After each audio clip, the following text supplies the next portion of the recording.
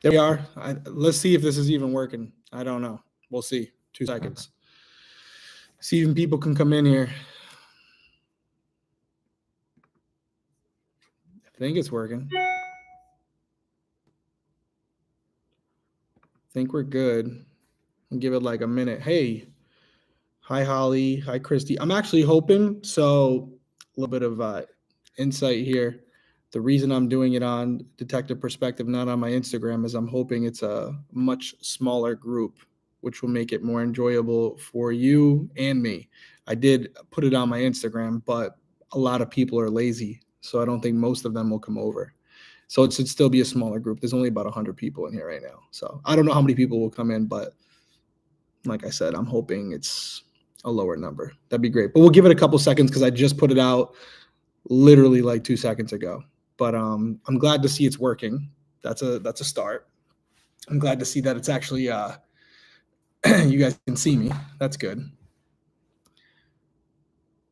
Thanks for the pick at CrimeCon, Shannon. You're welcome. You're welcome. CrimeCon was great. CrimeCon was a really awesome time. Love CrimeCon. I'm actually going out to the True Crime Festival next week in Denver as well. It's a smaller event, but that should be fun as well. And then uh, CrimeCon cruise at the end of the year. Potentially that's going to happen. I think it's in November. And then CrimeCon Denver will be next year. Don't hold me to the exact date. Maybe someone can put it in the comments, but it's coming up soon. Hi from Australia. Wow. Okay, cool. What time is it in Australia? Love Breaking Homicide, Detective Perspective, Crime Feed, Crime Weekly. A real fan. You are a real fan. I appreciate you. Thank you. So, a couple reasons I'm hopping on here. I'm always honest with you guys. So, the first reason is my assistant, Ashley, has been telling me I need to do some more lives, and she's right. So, I'm doing a live. Normally at night, I am working, unfortunately, but it's a Tuesday night.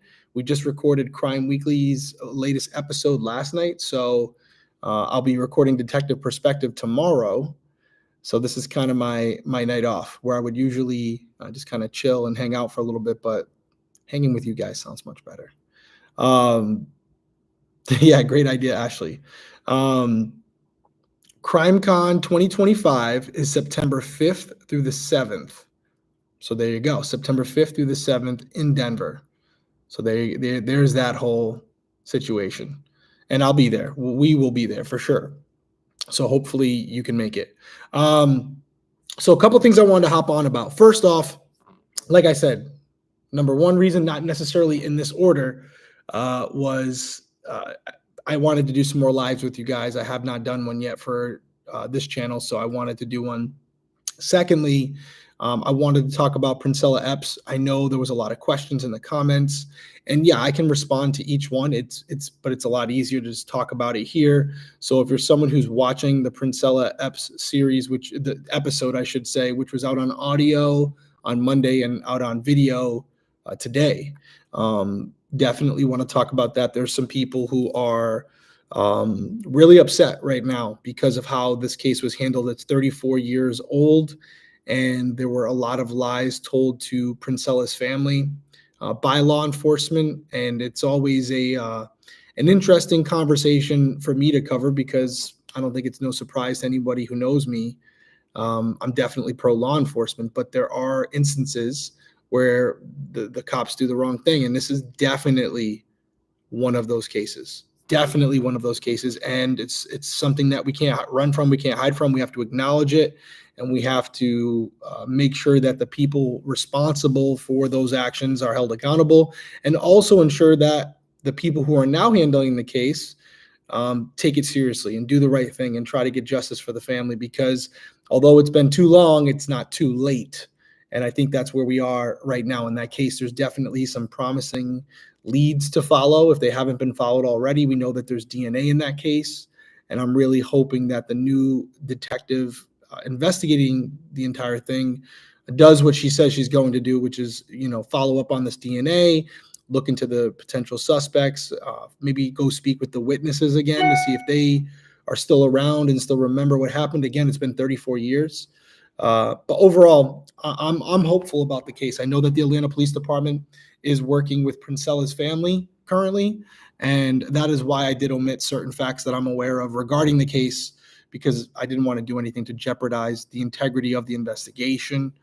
But that's where I stand on Princella. I mean, it's one of those cases where it does look like you have only a select few of suspects who could be involved, but you never want to just focus on those individuals. You want to make sure that you're dotting all your I's, crossing all your T's, and following all potential leads, even when they're very unlikely. And that's where we are here. We have to look at the least plausible scenarios first, and then we can hone in on some of the characters that we know are involved. Mainly one being the police officer who was, according to him, with Princella up until 10:30 p.m. that night. And if you're to believe the next witness, she was killed around 1 a.m., sometime between, I should say, 12 a.m. and 1 a.m. So not long after he allegedly left her, after putting up curtains. So does not look good. Does not look good for him. But there are situations where he could have left and then something could have went down. But knowing that we have a witness who can describe an individual that was with Princella after 10:30 p.m., I think is extremely important. Why? Well, this individual, this police officer, said that he left her at 10:30, as I just said. But if this eyewitness who was able to see the male individual that Princella was with between 11 p.m. and 11:45 p.m., if this individual, and I don't know why they wouldn't have already done this, but if this individual can identify this police officer in a photo pack, a lineup, then he's got some problems, because at minimum, we know at that point he's lying.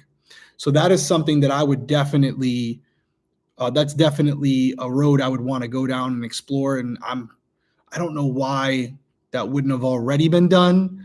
But as I alluded to in the episode, you have just negligence and incompetence in this case, or you have something more nefarious where it could be potentially some type of cover up for whatever reason. So I'm not crossing anything out at this point, and I'm just hoping by us covering it, it gives a little bit more exposure to the case, and maybe I'm assuming someone from Atlanta PD will see what we've done and maybe hold them a little bit to a higher standard as far as, hey, listen, it's not only the family we're dealing with now, it's these thousands of people who have now watched this episode and are also following it. So we better make sure we get it right. That's my hope, at least. It's always interesting because I know I'm the only one on here. And when I'm with Stephanie on Crime Weekly, there's like a dialogue. So you don't have to always fill the vacant air with some type of noise. But I'm trying to read your comments and talk. So lives are always awkward. I feel like I'm like in a glass case and you guys are just walking by the aquarium, like looking at a fish or something. Thank you, Manny. And Manny said best detective out there. Here's the reality, and I've said this numerous times. And this is, again, I want to talk about a lot of things tonight, but I do see some of the comments where people are like, oh, he's too young to be retired. So clip this, record it, whatever. I've said it before, but I'll say it again. So for those of you who don't know, I was on Big Brother 10 years ago this year. And at that time, I had already been a police officer for 10 years. I got on in 2004. I went on that show in 2014. And I had been in investigations. I had already been a detective. I had already been promoted to sergeant. And in all actuality, I was a sergeant on Big Brother, but that just didn't sound as good to producers, so they went the detective route. But I was already a police sergeant when I was on Big Brother. So I win Big Brother, and a lot of people thought that after that I was going to retire. I didn't. I went back to being a police officer as a sergeant, and I did another 3 years. But in that time, that was from 2014 to 2017, a couple things happened. First off, the job was never the same. I definitely had fans who were crossing lines as far as what they should be doing with law enforcement. I had people who were speeding intentionally, so I would stop them. I had a weird situation, I wouldn't say scary, where one individual took it so far, there had to be took it too far. And eventually I had to get basically a no trespass complaint against them because they weren't getting it. And then also and my friends who are still in the department, I have a lot of friends who are still in the department. I'll also say there was an element of jealousy to be honest with you, where some guys were really happy for me. They gave me the nickname Hollywood. And then you had some of the older guys who were just, very bitter about it. And I had a couple guys directly, well, one specifically come up to me and say, hey, I just want you to know that I don't think they should have ever let you go on that show. And to put it bluntly, my response was, I don't give a fuck what you think. That doesn't always go over too well with the more senior guys who think that because they might have a higher number on their badge, or I should say a lower number on their badge, that they're more important and that their opinions matter more. And I'll tell you the story. It was, so we're at this point, he said that, and then I said what I said, and then he specifically, I won't say his numbers, pointed out his number, which was lower than mine, and then pointed out my number. And I wasn't being serious about this, but I said, yeah, but that number can still get knocked the fuck out. That didn't go over too well. That was a misstep by me. I was at that point off duty. We were in the locker room, but I don't advise that. I don't advise it. But it was a great line, and there was a bunch of people in there, and it hit. I was not proud of it, not condoning it, but also kind of proud of it, if you know what I mean. So that happened, and there were many people who can confirm that one. But yeah, so those things happened. That was kind of the inner workings of what went down. And then I was also very fortunate where I see people are laughing about that one. I thought you would. Glad you like that. But that's the reality. And I'm sure a lot of you, I say that story because I'm sure it's relatable to a lot of you, because I tell people all the time that in our world, especially in your work environment, there's a lot of people who want to see you do well, just not better than them. And once you do better than them, you'll see their true colors. And that's kind of what happened in my situation. But it wasn't the main reason why I left. I can tell you right now, if that was all that was going on, I wouldn't have left, because I never did anything because of what someone thought of me. But what did happen was I got an opportunity in 2017 to go on a show called Breaking Homicide. And that was because I had no ambitions to be on TV after Big Brother. But then I got hooked up with an agent, and I said I really didn't want to do reality TV anymore. And he said, I'm not talking about reality TV. I'm talking about true crime. And I'm like, what is true crime? And it took a little bit of time, but he came to me in 2017, and there was this opportunity to do this special on OJ. There was a private investigator who felt that OJ was innocent, and the production company was looking for a younger detective as well as a forensic psychologist to come in and look at the case. Many of you have probably seen the show. I thought it was a lot of fun. The show did really well. And then the way I filmed that show, I was still a police officer when that happened. I had to take a leave of absence, and I had to basically use all my vacation time to do it. So in police work, you can take overtime, and you can either take money, or you can take time and a half, vacation time. So I was just banking vacation time. I was working a ton of overtime, banking vacation time. And then I went on the show and did the show, and it did very well. I thought it'd be a one-off, but at that point, ID wanted to do basically a spinoff of that show, and maybe I said this wrong. That show was not Breaking Homicide. That show was the Is OJ Innocent, the Missing Evidence show. But from that show, the OJ show, that's where Breaking Homicide came to be with me and Chris, Dr. Mohandi, as I should call him. And at that point, I'm like, okay, well, I can't do both anymore. I'd like to do both, and I'm going to try to do both, but it's going to be hard. So I went to my chief and basically said, hey, this is what I would like to do. I'd like to continue to build up vacation time and do it at least for 1 or 2 seasons to see how it goes. And he was nice about it. He was respectful about it. But basically he said, listen, I need you here. So you got to choose one or the other. And at that point, I had already opened up my own private investigative firm, which was going to allow me to consult on cases outside my jurisdiction. And then I just took a leap of faith and said, okay, I understand. I retired after 13 years in October of 2017 and continued on with the private investigative firm. And that private investigative firm, which is called Break Investigative Group, has now been in business since 2017, and we're still active. But although we mainly work on It's civil cases and more so cases that involve genetic genealogy. That's what we're kind of shifting to at this point. We really like those cases, and I have 2 genealogists on staff that can work those cases. So we find those fascinating, and it kind of goes hand in hand with Crime Weekly, Detective Perspective, and Criminal Coffee. So I hope that explains the story to you. Yes, I'm technically retired. After 10 years in law enforcement, you retire with a pension, if you will. You can kind of see it behind here. That's my shadow box with all my badges. So I retired as a sergeant after 13 years, and I can't collect my pension until my 25th anniversary. However, I decided instead of taking my pension that way and getting it for the rest of my life, I took a payout and invested it. So hopefully that kind of clears it all up. I didn't get fired. I retired. I didn't technically quit. I guess you could call it me leaving, quitting if you want to go that route. But I like to say it was a retirement because on my ID, which I have right here, I'll show you. We'll show and tell. On my ID, it says retired.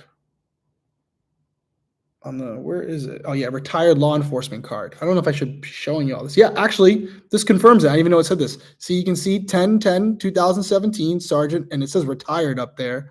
If you go close, but that's yeah, that's me. That's me. So next time you see people in the comments, if they're like, "There's no way he's lying. It doesn't line up." Now you know. Now you have the full. Now you have the full story. Rhode Island's great. Did I enjoy being a police officer or a private investigator more? I really love being a police officer, especially my years as a patrolman when I first got on, and then as a detective, but more a narcotics detective, not as a sergeant in detectives. I do enjoy private investigative work because I'm my own boss and I get to choose the cases, and I have a bigger reach and I have a bigger playground to play in, I guess. I'm not confined to just where I was a police officer, which was Central Falls, Rhode Island. And yeah, that's kind of how that all went. It's kind of how it all went. And I enjoyed both for different reasons, but I do like the freedom of being my own boss. And as I had said earlier, just like in any job, not every supervisor above you is necessarily smarter or better. Sometimes it's through attrition. So there were times where I was working for a moron and I had to stomach it, and it was tough. It was tough. So I'm glad I don't have to do that anymore. No hard feelings, but that's just the way it is. And it is great to be in my own boat now and making my own decisions. And I don't always get it right, but that's kind of where we are. And did someone thought I lied? No, I don't necessarily think someone thought I lied. I think people just assumed based on how I look that there was no way I could be retired in the traditional sense of doing 20 years in law enforcement. And in that sense, they're right. I'm 40 years old now. I got hired when I was 20. So technically I could have retired in 5 years based on the new stipulations. It used to be 20 years, but it changed while I was there. So technically I could be retiring in 5 years for like that full traditional pension, but I definitely did more than 10. So I got that retirement, and I'm proud of it. So that's why I like when I get the opportunity to clarify. Would I consider covering Michelle Norris on Detective Perspective? That's a great question. Yes, I would. I haven't thought about it, but yes, I would. I absolutely would. Now that I'm thinking about it here with you, I absolutely would cover it. Yes. I'd have to work with Haley on that because she writes a lot of my scripts to make sure they kind of flow and stuff. But yes, I would cover it. I don't know how much it would do. So this is okay. I'm thinking about it out loud. The main reason I cover cases on Detective Perspective because I feel like I can help. I can give a boost to those cases and maybe get them seen by more people. I covered Michelle Norris on Breaking Homicide. Strongly recommend you go check it out. Spoiler alert, I cry like a little baby. But I'm not talking about that. I gave a lot of exposure to it, a bigger reach on Breaking Homicide. It was millions of people as opposed to Detective Perspective, which is, I don't know, we do maybe 20, 30,000 views on a video. But that said, it could be a different audience. So there's no harm in doing it. And yes, at some point I would like to cover Michelle's case. It's the case that I think about all the time. So why not? We might as well put it on record. I'm 40. I am 40. I promise you. A lot of people don't believe me when I say that either. And my response always is, why would I lie about being 40? What would be the point about lying and saying you're older than you actually are? If you guys want to, make it some type of, we could do a petition where we can get me, labeled officially 30 years old again. I'm all for it, but I just don't see it happening. Yeah, that was a tough day, Alyssa. That was a tough day talking to Michelle's mom, Julie. I hope you're having a good day too, Ruby.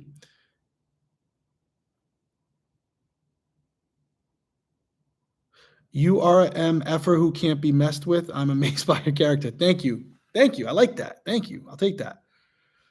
I wish I weren't 40. People think I'm in my 20s. Yeah, listen, we got to take it as long as we can. Yeah, you have nothing to fear when you get to 40. 40 is a good age. I will say, I like being 40. I think prime is 35, but I don't mind being 40 because I know more about myself and who I am now than I ever did in my 20s. I'm much more comfortable in my own skin, and it takes a long time to get that way, and you have to go through a lot. And being in the public eye, you develop a different understanding of who you are. My daughter's actually calling me right now. I'll pick it up with you guys. Saying goodnight. Hey. Hi. I'm on a live right now, so be careful what you say. There's a lot of people listening. Okay. Let me tell him that. Don't say anything you're not supposed to because he's on a live with some random people. About what? I'm working. But listen, you guys going to bed? Okay, I love you guys. All right, love you guys. Love you. Bye. Bye. Sorry. So yes. So I had to clarify. You never know what they're going to say. Anyone who has kids out there, you know. I am a random person. She is wrong. Yeah, they don't get it. I don't expose them to a lot of stuff. Obviously, they see it sometimes when we go out, but they just think their dad's boring. Wish someone would cover the Treslin Blackledge case. She was killed in Claremont, Florida. She went to visit her so-called boyfriend and ended up passing away. Listen, Detective Perspective, cases at detectiveperspectivepodcast.com. Somebody double check that for me. Is it cases at Detective Perspective Podcast or pod.com? Either way, it's right in all my episodes, and it's right in the YouTube thing. If you can look it up for me, I get them confused because I have crimeweeklypodcast.com as well. But you can submit those cases. That's the point I'm getting at. I have Haley Gray, who researches a lot of these cases, ones we've never heard of. And if it checks the boxes of not being something that's been covered by a million TV shows or podcasts, and it has enough to cover it, I will absolutely do so. We're covering a case every week. So that's what I'm here for, to do those cases that you're talking about, the ones that you don't necessarily know of until we cover it. Just finished Princella Eppes story and coming in 20 minutes late to the live. Hey, not bad timing. We were just talking about Princella. So you can go back and watch the beginning of this and see what you missed, because we've only been on for about 20 minutes. Do I want more children? No, I'm done. I'm a girl dad. I'm done. I'm very happy with where I am in life right now. And I have two beautiful, healthy children. And that is not guaranteed. So it's one of those things where I'm enjoying the age they're at right now. And I'm enjoying getting to do what I love, which is, cover these cases, build businesses, and grow as much as I can as a person and as an entrepreneur, to be honest. And I wouldn't be able to do that if I had another baby. So, you never say never, but I don't see it happening. Alyssa said he is so done. Yeah. Kids are expensive.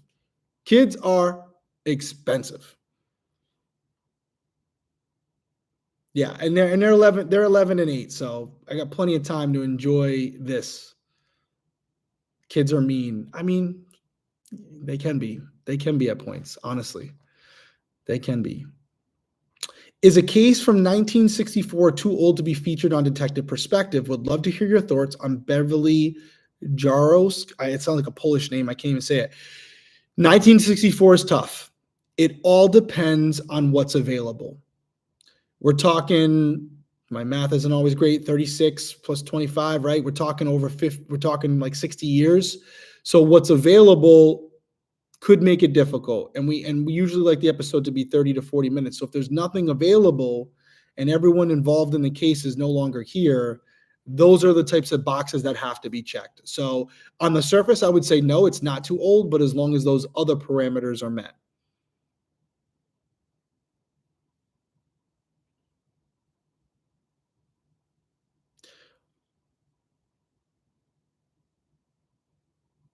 Would you ever write a book about the cases you have investigated?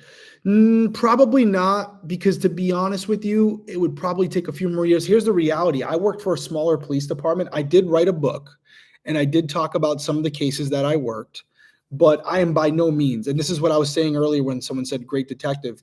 I've never claimed to be the best detective in the world. I just have an ambition. I have my own perspective on things, my own approach to things, which I think can be unique because of my upbringing, because I like to use science and technology when it's available. But I have talked about some of the cases I worked in my book, The Undercover Edge. But do I even have enough cases that are high profile enough to cover an entire book? Probably not. We had only maybe 1 to 2 homicides a year. And even in those cases, it would be a joint effort where we would have 3 or 4 detectives from the division working on it because we were a smaller department. So I don't know if, I mean, listen, I could start covering cases that we talk about on Crime Weekly and breaking, and we talked on breaking homicide and the ones that I've worked privately. But that also becomes a slippery slope, because if they're unsolved and I'm working them as a private investigator, is it my story to tell if there's an active investigation? So there's all these different things that go into it. And truthfully, I just don't want to put myself in a position where by writing something in a book, it ends up hurting a case that I was involved in some capacity. So those are the fears I have. And on top of all that, writing a book it sucks. I don't know how these people write 5-10 books, like more power to them. I wrote 1 book. It's a little over 200 pages. And it was a pain in the ass. It was a lot of work, a lot more work than I wanted to do it to say I could, but damn, it was not, it was a long process. It took almost 2 years, but I'm glad I got it done.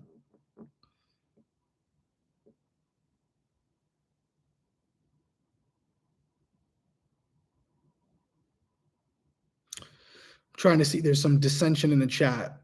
There is, oh, I think there's some.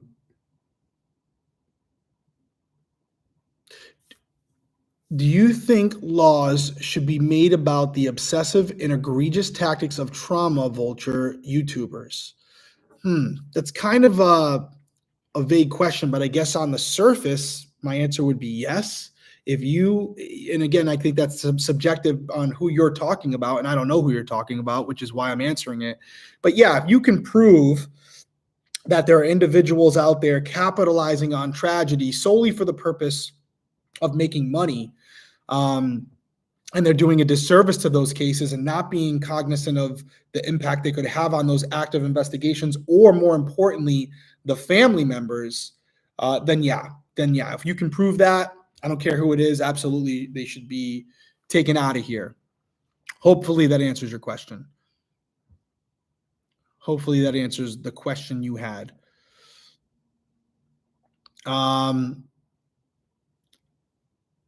So the Karen Reed case, it happened right in Massachusetts. I think we should cover it at some point. There's a lot to it. Obviously, we just had the mistrial, so now we've kind of got an arc to that story, although there could be more to come based on what I'm hearing, that they're going to retry. They're going to retry her again. So maybe we wait until to cover it then, but I would like to cover it. It's obviously a case that's very popular. There are people who are covering it now. I think the prosecutors are covering it now, and I love Brett and Alice. So if you're looking for immediate coverage, go check out the prosecutors. But we usually like to wait until the story is kind of materialized, I guess. And it's just a little too early for my liking to cover it. But I would love to cover it. And yeah, it may hurt us because it won't be as relevant then. So you may not get as many people who want to hear about it. But we don't necessarily do it for that reason. We want to make sure we get the full story and we're able to tell it in a way that's compelling and informative, and we deep dive. So, we do it a little differently. We got to make sure we do it right. It wouldn't be something I would cover on Detective Perspective. Obviously, it's not that type of case. Yeah, Crime Weekly News, it could be, but again, it's more. I think it's more. It's Karen Reed is the case it's more than a Crime Weekly News, but not a Crime Weekly yet. It's in that weird space. That's kind of where we're at on that one. We've had a couple cases like that. So I'm so glad you asked that question. Let me say it out loud. Any information that you're willing to share on the next unsolved case that Criminal Coffee will be funding. I love that the coffee purchases help such a good cause. Listen, this has been the struggle that I've been dealing with recently. And I'm going to be honest because I don't really give a shit. I'm not going to say names. I'm not going to say what's going on, but we have the money. You guys can go online and see what's available in the fund account right now for disbursement. But I got to be careful how I say this because I have to keep the business mind as far as these relationships. But we're looking for a specific type of case that we don't want to just give someone money and have them come back with no results. So we're putting a lot of parameters on the money saying, hey, listen, we know it's not guaranteed, but we have to have the answers to all these questions. We have to have law enforcement willing to let us talk about it at some point. And we want results. We're not giving you $5,000 for you to say, hey, sorry, it didn't work out. So I'm letting them know ahead of time, if you take this money, I'm going to be up your asses wanting results. And it happened with Preble Penny. Intermountain came through, but it took a very long time. And I definitely made some enemies, not with Intermountain, but other people who were involved. It was just a very slow process. And I understand that. But there were times where I felt like things weren't being done. And I can promise you we got it done, but it was because of the pressure that I put on them. But Stephanie will attest to this. I pissed a lot of people off on that one. I really did, but we got it done. And that's what's important. So we're looking for cases. I had 2 cases that we were getting ready to fund. I actually mentioned it in one of the Crime Weeklies, I believe. And then it fell apart because law enforcement basically said, yeah, we'll give it to you, but you can't mention that you're funding it. You can't talk about the case. You can't talk about it after until we tell you to. That doesn't work for me. It's not well, technically it is our money. So here how it works. We're not a nonprofit. Basically, you're paying for the coffee, and then we're taking our profits to pay for the cases. So it's technically mine and Stephanie's money. So I'm not going to pay for a case that you guys gave us the money for, where we can't even tell you what case you're funding, where the money's going. It's not happening. So it doesn't work for what we're doing. But overall, we are working with Intermountain right now, and there are some hurdles we're trying to jump because I am putting parameters on what we want to do. And we want to try to get some results. Personally, I want to work an unsolved homicide case where they have DNA from the suspect, and that maybe we can still catch this asshole and then also give justice to the family. Those cases are hard to come by because everyone wants a piece of them. So we're willing to do Jane Doe. We're willing to do John Doe. We're willing to do baby does. But if there's an element where the Jane Doe or John Doe could have been connected to a homicide which caused their death, that is also something that we're looking for. So we're on it. We're seeing what's happened. I'll say this. I have spoken with Othram. I have spoken with the people who are in charge over there. We were supposed to work together. It didn't come to fruition. I had reached out to them numerous times. They have a lot going on. They're a bigger company, and they have a lot of irons in the fire, so no hard feelings, but I'm looking for something today, not 6 months from now. You guys deserve that. You guys are funding these cases. We deserve to keep the case. I want to do more cases. I don't want to do 1 case a year. So sometimes my timeline is a lot shorter than theirs, and that can cause the relationship not to work. But we are working with Intermountain. I'm seeing what's going on with them, and we have some other things that we're working on as well, potentially, that I can't mention. But to answer your question, when are we funding another case? If it's up to me, yesterday. I promise you, we are not the ones holding it up.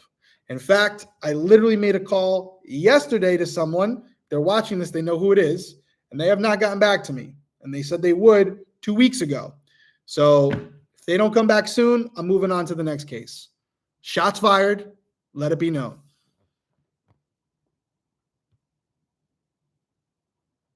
So yeah, but again, with these, there's money involved. Yeah, these people want to hear what's going on. They want to, they want to cover them, but they don't necessarily want to do them in a timely manner, but they'll take the check immediately. And I'm not calling out anyone specifically because, like I said, we've had some great relationships, but that's the reality. I'm not gonna sugarcoat it. Sherry Papini, that's a great point that you're bringing up there. We covered that extensively on Crime Weekly News this week. Sherry Papini's husband recently did a documentary on Hulu. He accused her of some things involving the children, and now she's going to speak publicly as well on an ID documentary. So really interested about that. But I'll save that because it's coming out on Crime Weekly News tomorrow or Thursday.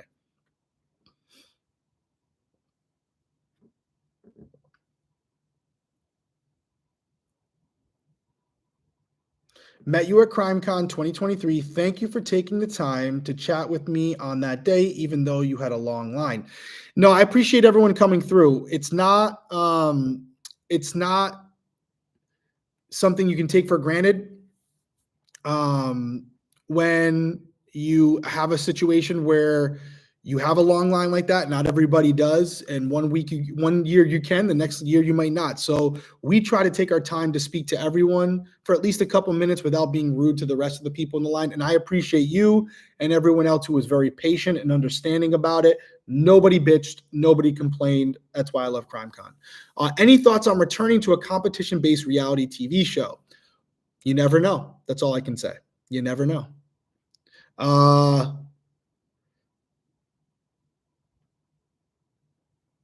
Another cases, you guys, if you're mentioning cases in here, did somebody plug in the email or do I got to go look it up right now? It's so sad that I don't know it by heart, but I'm not emailing myself. I think it's cases at detectiveperspectivepodcast.com, but I'm going to look it up right now for you and I will tell you what it is. But you can send these cases, keep them coming. You're not bothering us. Send them on over. I got to look up the most recent video. Let's see here.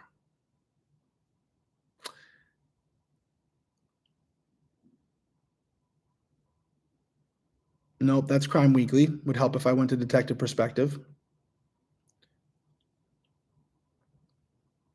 We got 600 people in here too. That's crazy. Oh, that's me on a live. Okay. I'm not watching my own episode. I'm just looking at the thing. So it's going to be, let me pause that. It's going to be, somebody's probably already found it by now. Like, yeah, dude, you took forever.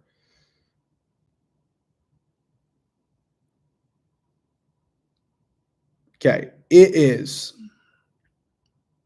Ready for this? Drum roll. Cases at detectiveperspectivepod.com. So it was pod, not podcast. Cases at detectiveperspectivepod.com. If you have a case submission, send it on over. Where can you buy Criminal Coffee? Criminal Coffee, you can go to criminalcoffeeco.com. criminalcoffeeco.com.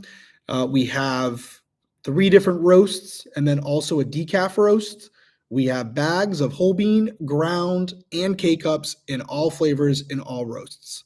Go check it out. And if you like fictional true crime, we have characters on the bags that we also tell stories about in their own Criminal Coffee universe. So go check it out. Very proud of it.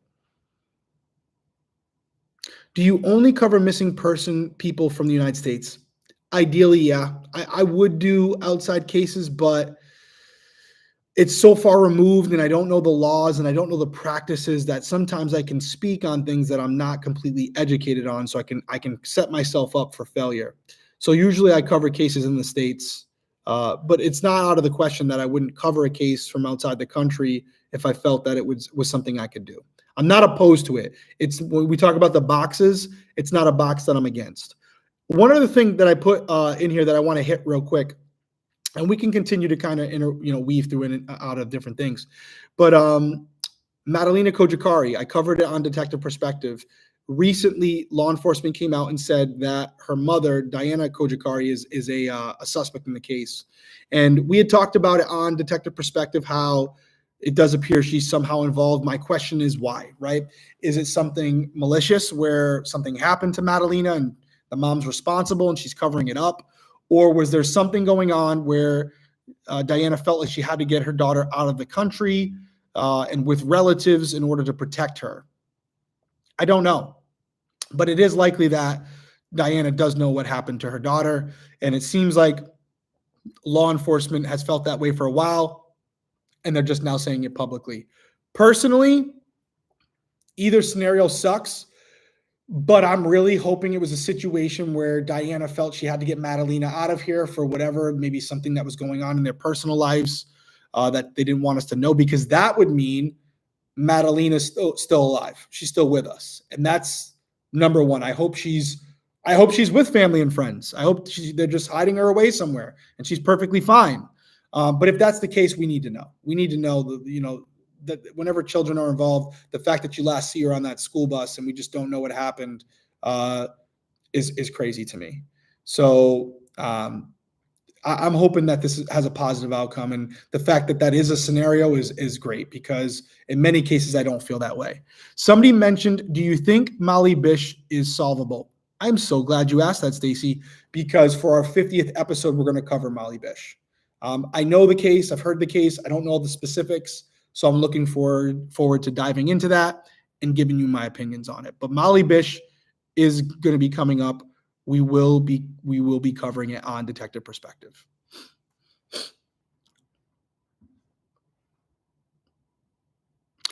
You and Steph should cover missing Native American women. It's a topic that goes by the wayside but needs more attention. I'm glad you're here, Brianna. I don't know if you've watched Detective Perspective. If you haven't, it's okay. I'm not offended. Go check out some of our older videos. I actually just did an episode on Indigenous women, and I did multiple Indigenous women in one episode because of the reasons you just mentioned. And I intend on covering more of them because the problem you're talking about is absolutely accurate. Can't do it every week. Everyone deserves to have their cases told. But just so you know, there is an episode that I released specifically for the reason you just mentioned. So that's why this is why I got to do these lives more, because I'm assuming that you didn't know that. And this is how you will now know it. And maybe you'll go watch that episode and some others. So there you go. That's what you got. Criminal Coffee Cocoa. Would love to do it. I love cocoa. I love hot chocolate. But it's the tooling and the processing of developing the packaging is just a huge undertaking. It's possible. I've done it multiple times already. But with everything I have going on, multiple irons in the fire, it's just not at the top of the priority list right now. The main thing I'm working on right now is trying to get shipping more efficient and more effective and also cheaper, which is hard with smaller businesses. So that's my current, hey, got to get this done.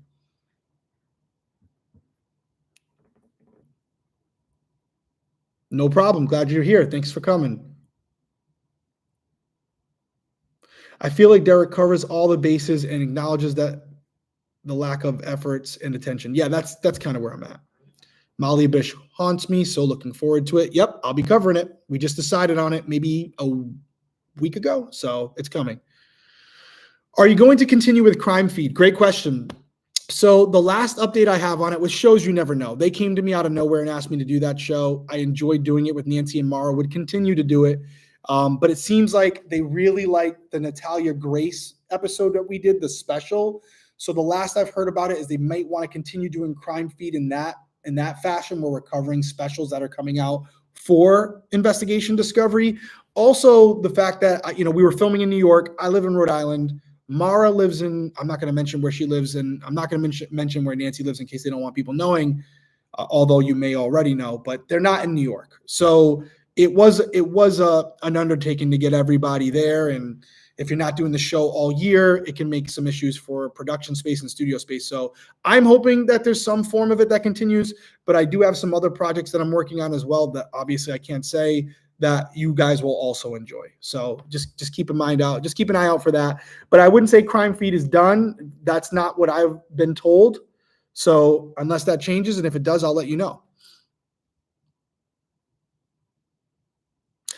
What was a case that was hard for you to cover? Any case involving children. I'm a softie now since I've had kids. I cry over everything involving kids. I have nightmares after covering those cases because I always apply it to my own life. And I think the worst things possible. And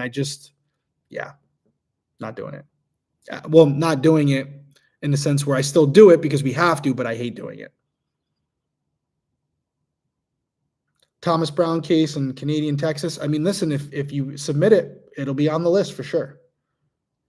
How did I like working with Nancy Grace? I like her. She's a sweetheart. Actually, Nancy and I have known each other for years. She was someone who's been big in the true crime space. There's a little story about Nancy. And I was not big in the true crime space. And I wrote my book and I met her at an episode of Dr. Oz. I was on the episode with her, but we weren't even in the same. Well, no, maybe we were in the same segment. But I sent her a copy of my book and I asked her to read it and give me a blurb about the book if she felt like she wanted to. And I sent it to a lot of people. And a lot of people never got back to me. Nancy did. Nancy wrote me a blurb for the book, and it made the book because I did not expect someone of her stature in the space to do that for me. And this was before she ever knew me. I had met her for maybe 10, 15 minutes. So it meant a lot to me. And then as far as working with her now, she's a tough cookie and she says what she thinks, but I like that. I don't like the sugarcoating. So I enjoy her. She's extremely knowledgeable. She has a background, she's a former lawyer. So I think she's great. And I love Nancy. I love Mara as well. They were great. I'm always surrounded by strong women who have opinions, and I love it. I've become accustomed to it. Mostly I'm the outlier. I'm always the one dude up there. So I don't mind it. I'm flattered. The name of my book is The Undercover Edge. And I looked over here. Here's a funny story. I'm giving you all the BTS right now. I looked over here because it's usually on my shelf and I'm like, oh, it's not there. And then I realized I'm using it as a stand for my laptop. So there it is. That's my book. But I have a bunch of books under my laptop, so my laptop's a little higher. But there you go. There's a book. Screen grab it. But it's serving as a great stand right now. Not only is it a great book, it's a great stand. Okay. You like my apartment? Yeah, it's my place. These are my hallway. I can't really move the laptop around too much. You see my kids right there. Yeah. The Big Brother right here. Like I said, my retirement plaque. That's a comic book cover that they drew of me for Big Brother. The last one is a flag and a certificate of authenticity, this one right here, from Pearl Harbor. So I went to Hawaii to film Breaking Homicide. I went there during the 75th anniversary. And those of you who are familiar with Pearl Harbor, they hang a flag every day on the US Arizona, and they take it down and then you can buy that flag. I was lucky enough to get a flag that had been hung on the 75th anniversary. So December 7th, I believe. December 7th, I got one of the flags that were hung up that day, went out there, grabbed it, and that's the certificate of authenticity, one of my most prized possessions. And I also have a flag from the World Trade Center, not from September 11th, but from out there. So something that I again, priceless, would never sell that or get rid of it. That's going with me for generations to come. How long is the list of cases you want to cover next? How much time do you have? Hundreds, if not thousands. Will you be covering Big Brother this season? I'm counting down the days. Okay, another Brianna. Honestly, is this the same Brianna that hit me earlier? Well, Brianna hit me with a question earlier, but that was a good question about Native American women, if that was you. But there's another good question. You're hearing it here first. I am not doing the winner's circle this year. Cody and I just talked about it yesterday because it's coming up fast and they're going to have the interviews with the evicted house guests. So why am I not doing it? Great place to say it right here. You guys can screen record it or whatever. It'll be up here because there will be a lot of rumors. Cody and I are great. He's like a brother to me. But the show, to be honest with you, was fun, a lot of fun to do. And to be really transparent, we're making money on it. But it's one of those things where right now I'm doing Crime Weekly, Detective Perspective, the Break Investigative Group PI firm, and Criminal Coffee. And all of those things need attention every day. So I basically work in 6 to 7 days a week as it is. And I have other ambitions. I would like to personally open a bar/coffee shop here in Rhode Island where you guys could come out, try Criminal Coffee, and maybe have some events there where we get reality people or true crime people to come out, tell their stories, talk about their books or their cases, where we can go in there, have some great cocktails at night, have some coffee during the day, and make it a really good event and a really good place to come hang out and maybe do some Crime Weekly recordings, all that stuff, detective perspective recordings. So that's a long-term goal. But as any of you who know in business, that's a huge undertaking, but I like those challenges. So that's what I'm thinking. I'm thinking an actual physical location where we could do that. And I think it'd be a lot of fun. We could get a bunch of reality people to come down and, do some meetups and all that. It'd be great. I would love it. But I don't have the ability, I don't have the bandwidth to do that right now with everything on my list now. So with Winner's Circle, it was basically 2 times a week for the Thursday night recording and for the Sunday recording or Friday recording with the evicted house guests.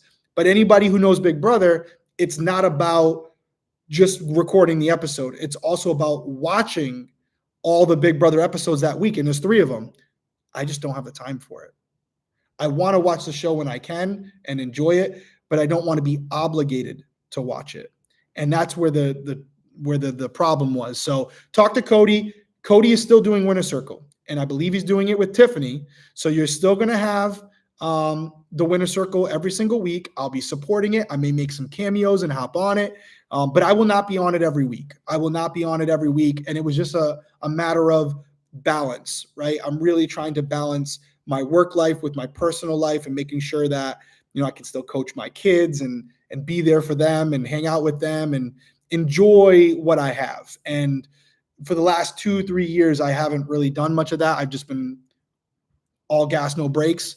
So this is that balance. And I had to give up something. The Winner's Circle was something that I'm not necessarily as passionate about as I am about Detective Perspective and Criminal Coffee and Crime Weekly.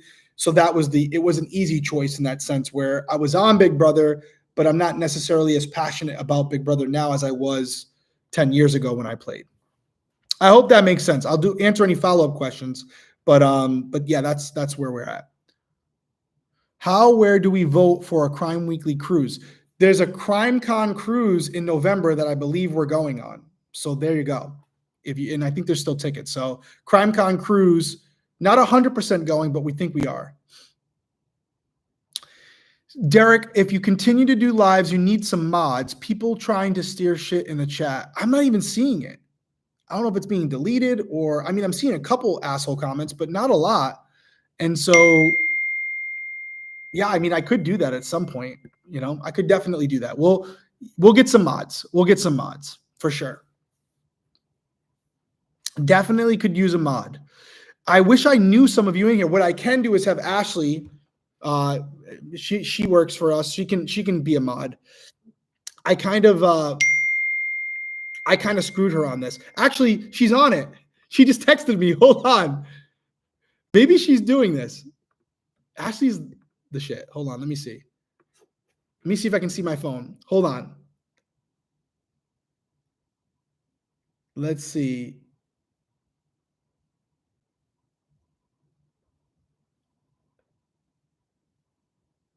All right. So I'm texting her. Are you a mod?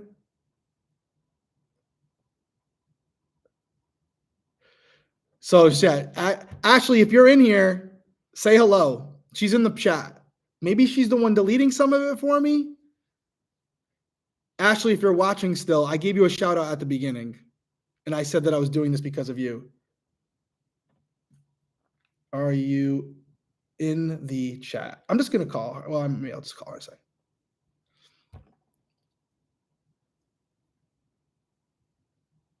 She said I'll mod next time. These are awesome. Okay. All right. We'll deal with it. Listen, I ain't nothing I ain't heard before. To make it abundantly clear, if anybody is not getting it, I'm not going to discuss things that don't directly involve me. I made a comment the other day about it. It's still up there. I stand behind the comment, but there's things going on with Crime Weekly that don't necessarily involve me directly. I support Stephanie in what she's going through. And ultimately, as I said in those comments, my number one concern is her children, without a doubt. As a father, that's my number one concern, but it's not my story to tell. I'm recording Crime Weekly with Stephanie, and that's what I'm going to focus on. So it would be irresponsible of me to say anything further than what I've already said. Ultimately, she's a grown woman. She can speak for herself if she chooses to do so. So I hope you can respect that. That's not what I'm coming on here for. That's not my place. So I hope that makes sense to everybody. And maybe that'll cause the questions to subside. That's really where I stand on it. Okay, this hat, story behind this hat. I'm not wearing this for promotion. I'm wearing it because I like it. If you look at it, it says stay safe out there. And basically, it's what I always say at the end of Crime Weekly. And I say it at the end of Detective Perspective. Bella and Ashley. Ashley, who's not only my assistant, but is also an amazing graphic designer, which is part of the reason I hired her. She designed this hat. And I was like, it ain't going to sell. So we made like a few of them, brought them down to CrimeCon. They sold out. So now they are available on the Crime Weekly website. If you want to purchase this hat, it is available. I think there's only like 4 or 5 of them left, but we are ordering more. So if you order it and it says out of stock, there's already 25 or 30 more on order. Shout out to Ashley and Bella from J&R Marketing who worked together on this design. I do love it. Although I did pick out the blue. They wanted to go white. I went blue. I think it was the right decision.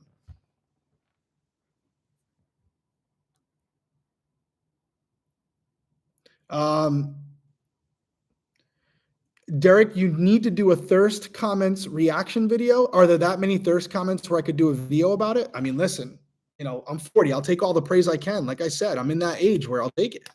I will take it. Keep it coming. Keep it coming. Thank you. Thank you. Very respectful. Shouldn't need to be said. No, listen, but there are people who think maybe that everything we do is connected, and that's not the case, right? We're both adults. I met Stephanie 3 years ago, and she has her own life. I live in Rhode Island. She lives in New York. So there's things going on in both of our lives. I choose to keep all my stuff private. There were a couple questions in there about my personal life. If you're able to deduce what you are through what you see of me, then that's great on you. But I'm not addressing any of it directly because I choose not to. It's that simple. And it's mainly for my children, which is why I say I'm concerned about Stephanie's children. That's my concern with everybody. They are, I had a tough childhood at certain points, and I'm empathetic to it. And that's where my heart lies. And that's where my number one priority will always be, is with the children.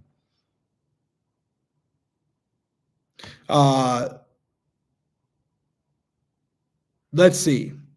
So hopefully that quells that. And again, I don't think everyone's being malicious. I'm not ignorant. I know some people are just being, assholes, but I think most people just want to know. They feel a connection to us, and some of them are concerned for us. So I get it, but I hope that everyone can respect that. Do I have any pets? No, I don't here. I'm kind of a neat freak, but we do have a French bulldog. My kids have a French bulldog. His name's Vinny. He's awesome. So I met Stephanie when I was doing Breaking Homicide. COVID hit, and they wanted to do a podcast. Discovery ID did. Do I have a brother? Yes, I do. He actually delivers coffee for me for Criminal Coffee. So if you're local, you're probably getting your coffee from Matt. Shout out Matt. And so I wanted to do a podcast, or they wanted to do a podcast, and I agreed to do it. They had put forward a couple hosts that they were interested in me working with. I didn't hate them, but I didn't love them. So I started to Google true crime YouTubers. I looked up the ones that didn't have podcasts and was instantly drawn to Stephanie.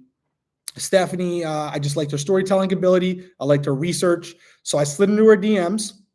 She had no clue who I was, but fortunately her daughter Nev was a big fan of Big Brother. She said, "Mom, you have to hit him up." We got on the phone, and the rest is history. Derrick being live is the highlight of my day. Listen, you're not helping my cause here, because Ashley will see me at work tomorrow, and she's going to be like, "I told you so. I told you so." So if she's in here, she's gonna be all over this. So you're definitely inflating her ego right now, because she loves telling me that. So she'll be saying, "Yeah, I told you so." Listen, I would love to do these more. Once I get on them, it's great. I've been on for an hour and I love it. It's amazing. But getting in front of a camera and doing all this when you're on camera 2 or 3 times a week already, and there are other things that I have to handle. I still have a ton of work to do when I get off with you guys. Those are things that, sometimes take priority. And then I'm gonna be honest with you, sometimes I just want to sit around and eat shitty food and watch Game of Thrones, or right now House of Dragon.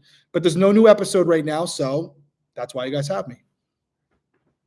I gotta watch The Bear though. Everyone's been telling me to watch The Bear. I have not watched that series yet. I have to watch The Bear. That's my next goal, is to watch The Bear. Oh, stop stroking Ashley in here. That's all she needs. Ashley. She's in here right now. She's freaking loving this. She also wants to maybe do a Discord as well, which I'm not familiar with at all, but she's a nerd and she's familiar with it. So that might be something coming as well. Detective Perspective Discord.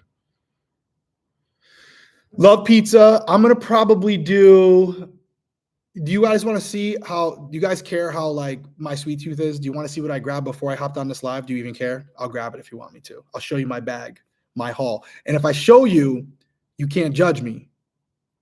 It's the only Discord is awesome. I'll be down. Okay. Hold on. I'll grab it. Look at my jeans match my hat too. Right? Okay. No joke. Well, listen, I love IQ bars. That's my jam. You guys think we just do it for a sponsor? I have IQ bars here. I love them. I eat them every day. But I was crushing the gym. I was on a, no carb, like really intermittent fasting, which I'm still doing. But listen, I ordered all this, but I bought all this, but I'm not going to eat it all tonight. I'm just saying I didn't have anything here. So Seeking Justice Discord is a great model. I hope Ashley's in here. Seeking Justice. I'm going to write that down. Seeking Justice Discord. Okay. Thank you for the recommendation, because we were talking about that. Like, who do we model it after? Right. So, okay. Are we ready for the first thing? You guys rate it from 1 to 10. We want to play this game. This is not Detective Perspective right now, but let's rate it. Okay.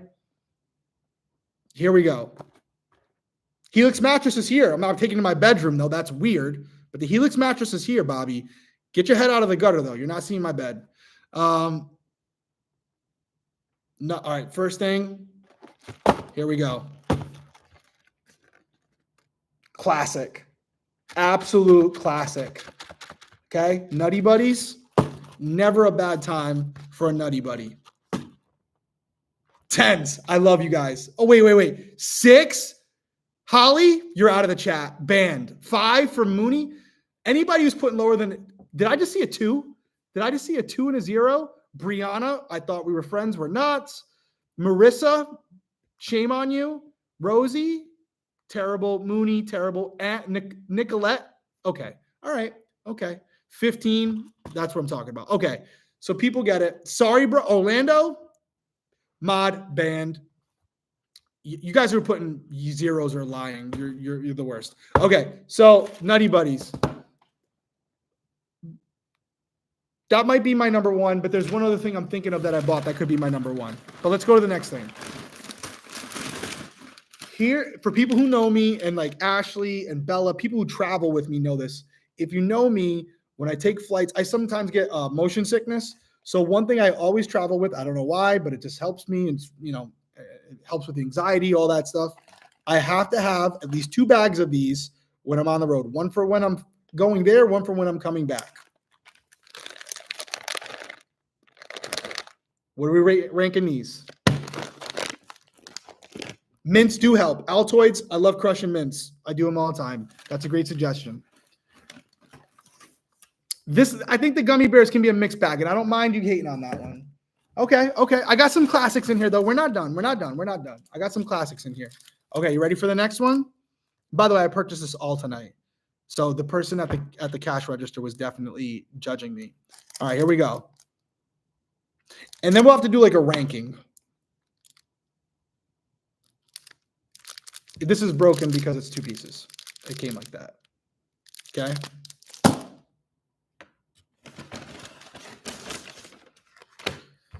Oh, Butterfinger's getting a lot of love, but also getting a lot of hate too. You guys are we're divided as a country. It's so clear by this poll. It's so clear. It's so clear. If you're putting zeros on everything, there's something wrong with you. We have to put you on a list. Okay, next one. I don't want to see anybody hating on this. I don't want to see anybody hating on this one because, again, Another staple of our country. Super King. Yeah, it was that type of night. Super King. Where you guys at on that one? Oh, Reese's got it. Reese's got it.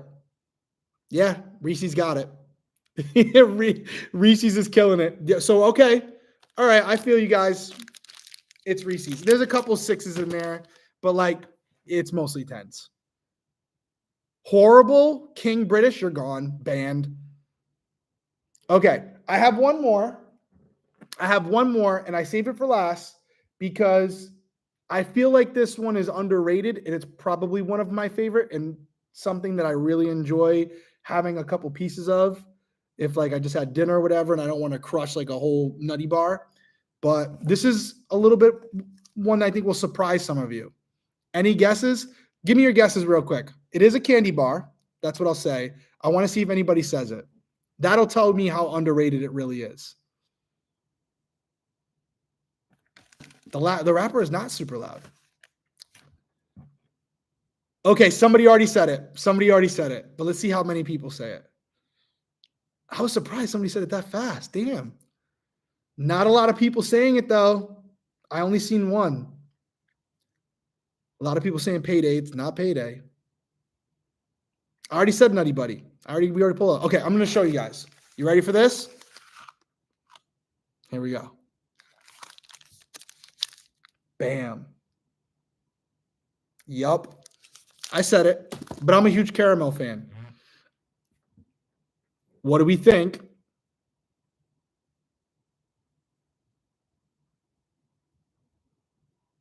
Okay, people like it.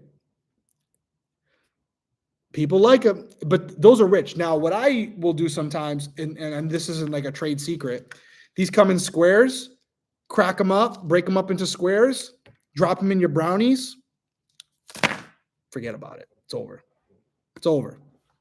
Drop those in your brownies, and it's game over. Caramel brownies with those, it's a wrap.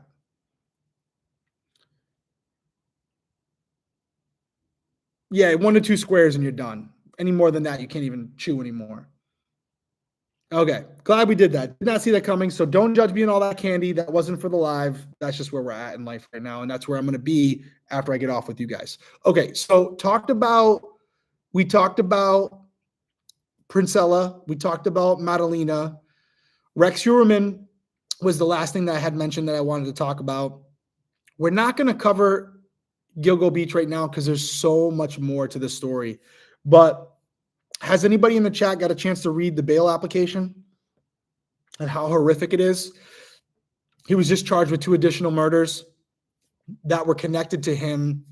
And there was a lot of things revealed in the bail application where essentially, okay, I'll give you the quick version for anyone who hasn't seen it.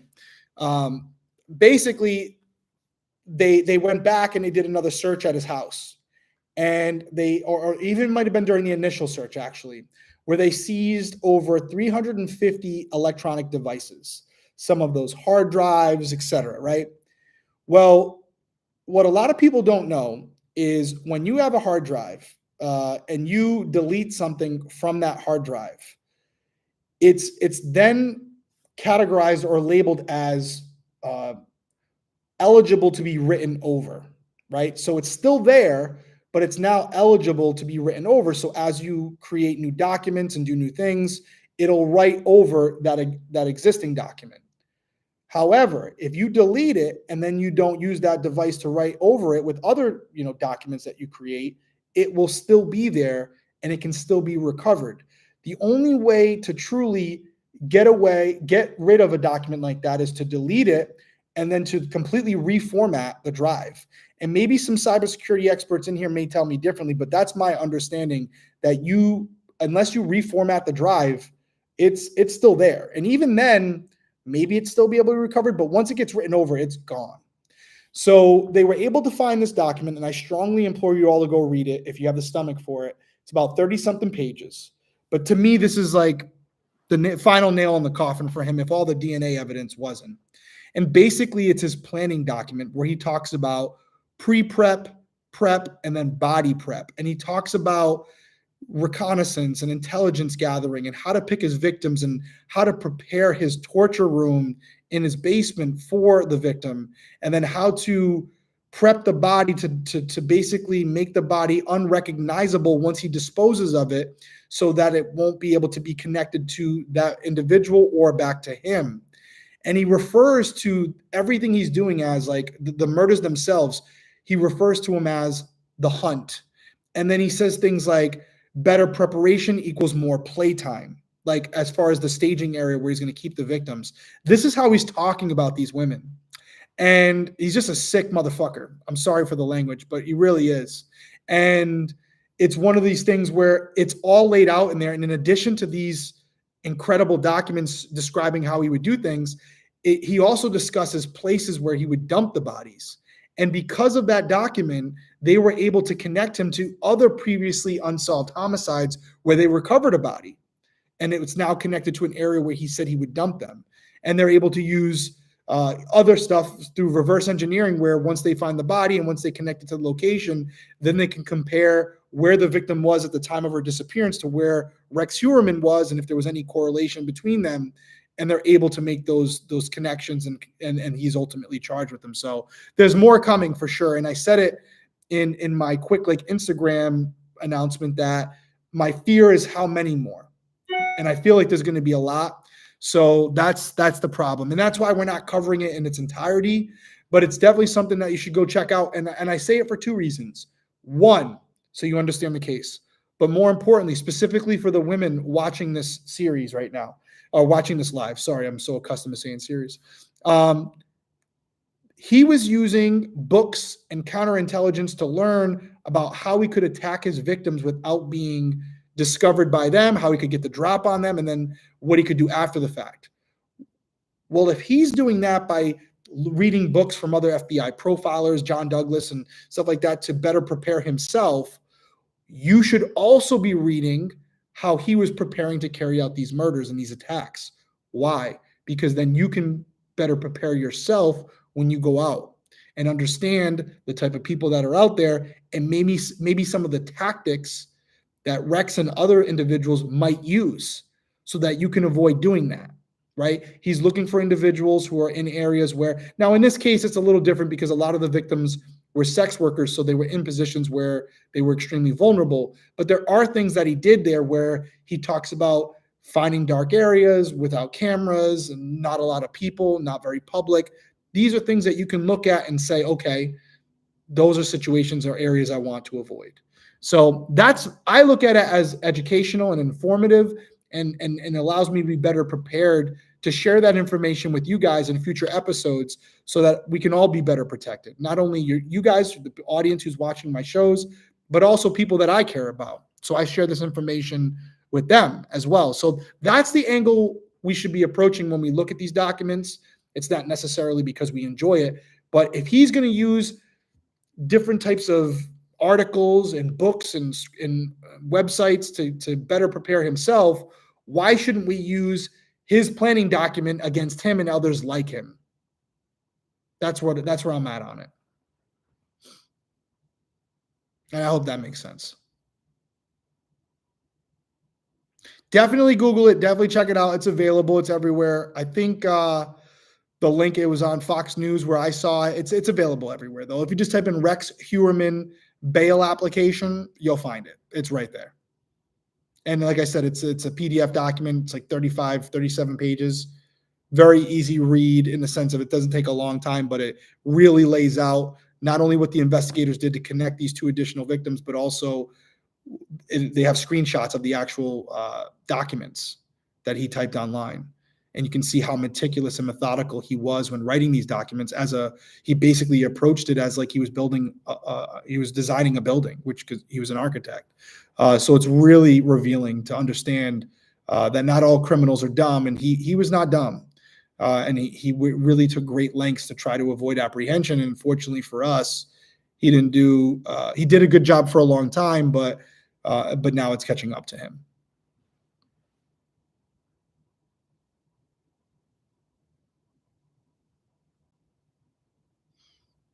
Court TV has it as well. Okay. Would I ever do traders? We'll see. We'll see. Would you take? That's definitely a strength in numbers by trying to stay safe. Yeah, strength in numbers. Definitely agree with that. Definitely agree with that. Whenever you can, even me, I'm a bigger guy, but whenever I'm in a situation where I can avoid maybe doing something that's going to involve me being by myself, I try to do it. I try to do it because it's less of an enticing opportunity for anybody who may be considering robbing you, stabbing you, whatever it might be. It's going to be harder to pull that off if there's multiple people there.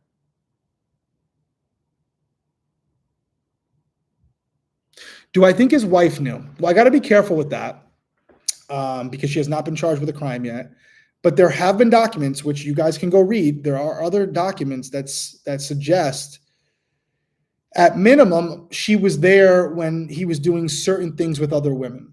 There were women that had been brought back to the house, and there is an incident allegedly, if you're to believe one of the witnesses, where this witness and her husband, who was a detective, went over to the Heuermann home. The detective and the witness had brought a stripper or a sex worker with them. And Heuermann went downstairs with the sex worker and was having intercourse with her, apparently. We don't know if it was consensual or non-consensual.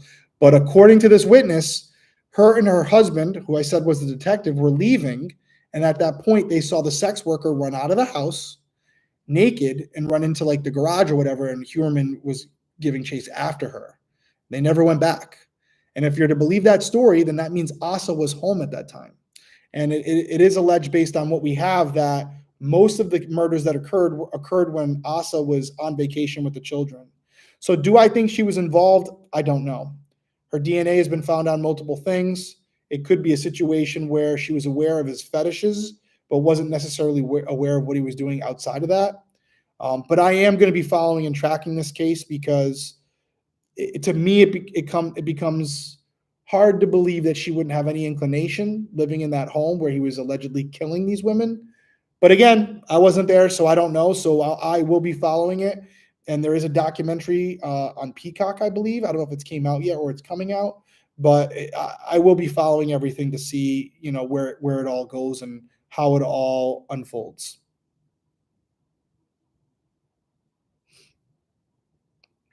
The fact that she is doing a doc is insane. I would be hiding in a cave from the world if my husband was accused of this. I don't necessarily disagree. I wouldn't maybe go in a cave, but I probably wouldn't be doing any official public appearances until everything is adjudicated. And we're not there right now. The Crime Weekly bloopers are the best. They really are. That's all Shannon, our editor. She does that. She does a great job. And it is cool to see those things because you forget about them. And then she puts them into a clip with funny music, and you're quickly reminded of how dumb you look sometimes, Hi, Derrick. I just want to say that you do a great job for the victims and their families. Huge hugs from Brazil. I got to get to Brazil. I'd love to go to Brazil. Love you and Stephanie. Will you and Stephanie be doing more unsolved cases and more unknown cases? I think so. I think we can pull it off. It is a little bit more difficult to do series on the unsolved cases if they're not as prevalent, they're not as known. But we absolutely need to mix in an unsolved case relatively soon. So we're on it. Trust me, we're on it. I've seen the comments. I don't know what the documentary is called on Peacock. If somebody wants to put it in the comments, they can. But I wouldn't be promoting it anyways. I just placed my first criminal coffee order Sunday, and I'm so excited to try it. I'm excited for you to try it. Let us know what you think. Can I handle spicy food? I'll try. I'll give it a shot for a trip to Brazil.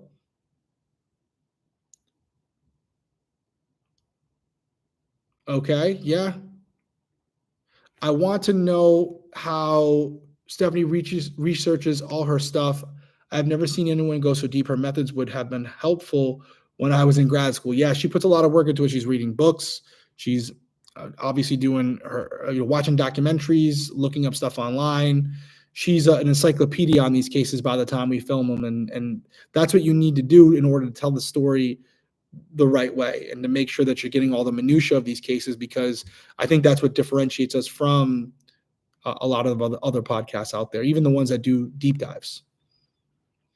Have I ever been to Scotland? Nope. Never been to Scotland. But I see what you're trying to do there. How's living in Rhode Island? Thinking of attending Rhode Island School of Art and Design. Love Rhode Island. Strongly recommend it. Not the cheapest place to live, but I enjoy it. I would love more merch designs for Crime Weekly. We're working on it. I mean, we have some designs up there right now. They're still relatively new, maybe like a year old. So we could be swapping some stuff out soon, though, for sure. We're always looking for different ways to change it up. Sometimes it's an inventory issue where we'll have a lot of a shirt that we have produced, and we pay for those shirts up front. So we obviously want to try and sell those shirts before we come out with a new design. I think Criminal Coffee is cuter. Criminal Coffee has some cool designs.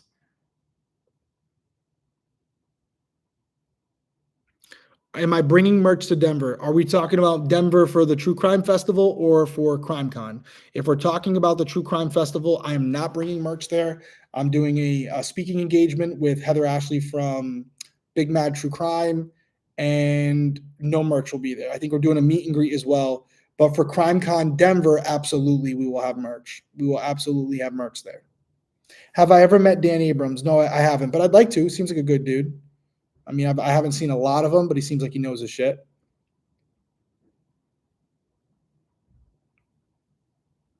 By the way, Nashville 2024 Crime Weekly limited shirts were the bomb.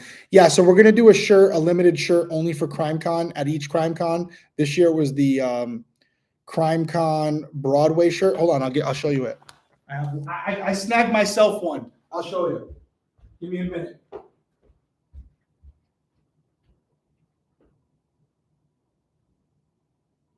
Where is it?